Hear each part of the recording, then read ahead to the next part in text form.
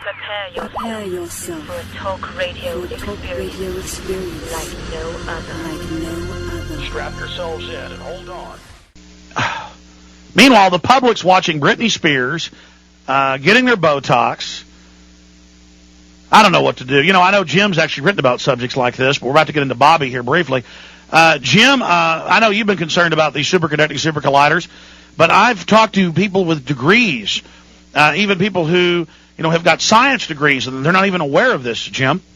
Well, what we all need to keep in mind is that back when they tested the first atomic bomb at the Trinity site in New Mexico, this was in the spring of 1945, fully half or more of the scientists working on the Manhattan Project sincerely believed that once they set off a nuclear chain reaction, they would not be able to stop it, and it would eventually catch the atmosphere on fire and would incinerate the entire planet.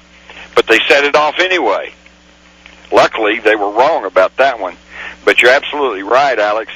There's no question in my mind that right now, even as we speak, and even as your listeners are listening, there are deep, secret government laboratories where they are tinkering with the basic energy building blocks of the universe. Now, let's be clear. In public labs, they're doing things that their own equations say have a good chance of blowing the whole solar system to kingdom come. But blowing is the wrong word. It won't be expanding. It'll be contracting. And that's just one of the threats. And I mean, what is wrong with these people? In fact, they've got that famous documentary from Discovery Channel, The Trinity, where it showed the secret test for the first time where they detonated in one night like 100 high-powered hydrogen bombs in the atmosphere to see if it would set the Earth's atmosphere on fire. I mean, and that's on mainstream television at one night, hundreds of nukes going off in the atmosphere. And now we're wondering why there's a hole in the ozone layer. These people, I mean, what is wrong with the New World Order? That's one reason that they have been dismissing global warming for so long, because once you really look at it, you figure out that it was the above-ground atomic testing that blew the holes in the atmosphere. There's major studies on that. I tell you, there's not a subject Jim isn't an expert on. We only have about 20 minutes, Jim. Let's quickly get into the two separate articles that have broken two separate camps. The BBC, 3-year investigation, Newsnight, their most prestigious program, basically their nightly news, saying that 4 CIA high-level operatives from Southeast Asia photographed, filmed around Bobby at the time, something you've always said. And then separately, we always knew that the coroner had talked about him being shot in the back, not in the front. And now we have the head of the National Forensic Society and a whole bunch of other top scientists saying, yes, he was shot from the back, not from the front. Boil it down for folks, the two separate camps, then let's go into detail on both sides. Well, of course, this is actually nothing new. Me and many other people, almost since the time of the Robert Kennedy assassination, have loudly tried to shout out that he was not killed by Sirhan, who cannot remember anything that happened since he was probably brainwashed. But what is happening is, and what makes these stories significant, is that after all these years and after all the further evidence, including scientific evidence, comes out, more and more people are waking up and beginning to realize that the so-called conspiracy theorists were actually right all along, just as we were in the Kennedy assassination, just as we were in the Martin Luther King assassination, just as we were in the Gulf of Tonkin, Waco, the bombing of the Murrah Federal Building in Oklahoma City. They're finally beginning to kind of wake up, and it's almost too late, because I know you, like I do, keep up with the economic news, and it does not look good at all. We're just basically, we're a nation that's broke, because according to the government's own statistics, the total government obligations total more than $53 trillion and compare that against the net worth of all U.S. households, which is estimated as just slightly above $40 trillion. So we owe more money than we could possibly ever produce. That's right. The private bankers created a liquidity bubble that no one, again, it's economists call it a financial black hole. Its mass is so much greater than all real assets, it cannot be escaped. And then the bankers will have a consolidation. The Federal Reserve in 93 and then in 99 publicly changed the rules to allow the criminal lending we have just witnessed that popped the bubble. We said 3 years ago that would start with the housing market. We were right from inside sources, inside Davos and Bilderberg. And now, New York Times, Treasury Department plan would give Federal Reserve more power. Federal Reserve seeks broad authority to oversee financial market stability. And they say with actual less regulation. So they engineer the collapse, and then they play the part of the judge, jury, and execution over their own crime. Jim Mars? That's exactly correct. In fact, if you go back and check out the booms and busts of the late 1800s and early 1900s, it was all contrived, and the whole purpose was to create the Federal Reserve System in the first place, which they studiously, up until maybe just a decade ago, refused to refer to as a central bank. And now, just all of a sudden, you can listen to National Public Radio, you can read the Wall Street Journal, and they refer to the Fed as the central bank.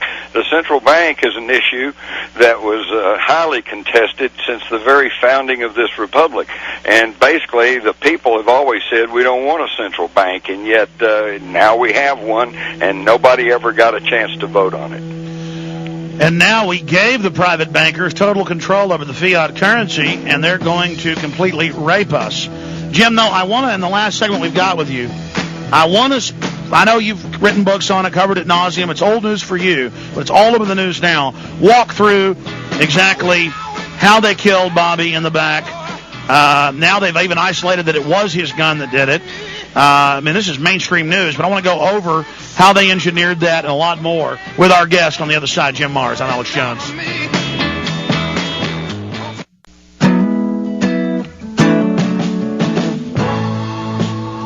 Jim Mars is our guest. Jim Mars is consulting and, of course, in a JFK film I'm putting out. I think we're going to add a little bit about Bobby in there as well. That'll be out in about 6-8 months. You got a new book coming out, too. Are you ready to tell folks what it's about, proving how the whole Nazi system was just transplanted over here, Jim? Well, that's pretty much the story, except, of course, that sounds pretty outrageous that, oh, wait a minute, we are now the Fourth Reich. But if you'll read the material that I've put together in a new book that's due out here in a couple of months, you'll find the names, dates, places, families, corporations which supported Hitler, and then when Hitler's Third Reich was defeated in World War II, they simply brought thousands and thousands of Nazis and pro-Nazis. And that's because there was already a huge Nazi apparatus with the Rockefellers over here, the owner, Thomas Watson of IBM, the Bush Senior was the head Nazi bagman of the bank.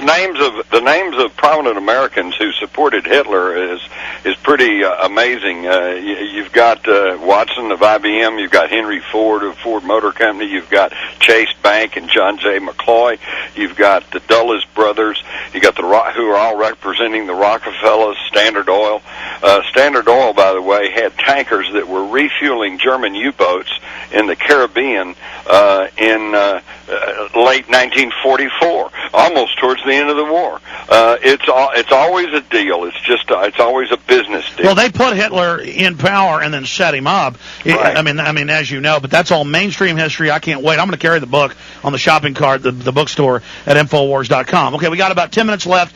Get into the Bobby situation. For people that don't know the basics of what really happened. Okay, what most people know is that Robert Kennedy, on the very night in June of 1968, when he received the California nomination for president, that pretty well cinched him for the national Democratic nomination. In other words, he was going to be the presidential candidate in 1968. Just a few days before that, before his assassination, he was asked, what can you do about the death of your brother, President John F. Kennedy? And he replied that he couldn't do anything about the death of his brother until he had the powers of the presidency, which tells me he knows what, Alex, you and I both know, which is you have to have control of the FBI, the CIA, the NSA, all these other alphabet agencies before you can reveal what actually happened in the Kennedy assassination. But, of course, he never got a chance to do that because walking through a back pantry of the Ambassador Hotel, shots were fired, and he was fatally wounded. Okay, now we all know that. We all know that Sirhan went to trial and is serving a life sentence for doing the shooting. Here's what you need to remember about the Robert Kennedy assassination. Number one, Sirhan never got closer than 3 or 4 feet in front of Kennedy, and yet Thomas Noguchi, a world-class medical examiner, testified under oath in court that the shot that killed Robert Kennedy was fired into his right behind the right ear, hit the right mastoid. Now, there were 4 shots pumped into him. Yeah, 3 in the back, 1 and 1 in the head. And so the thing to remember is that Noguchi said that the shot to his right mastoid behind his right ear was at no more than 3 inches.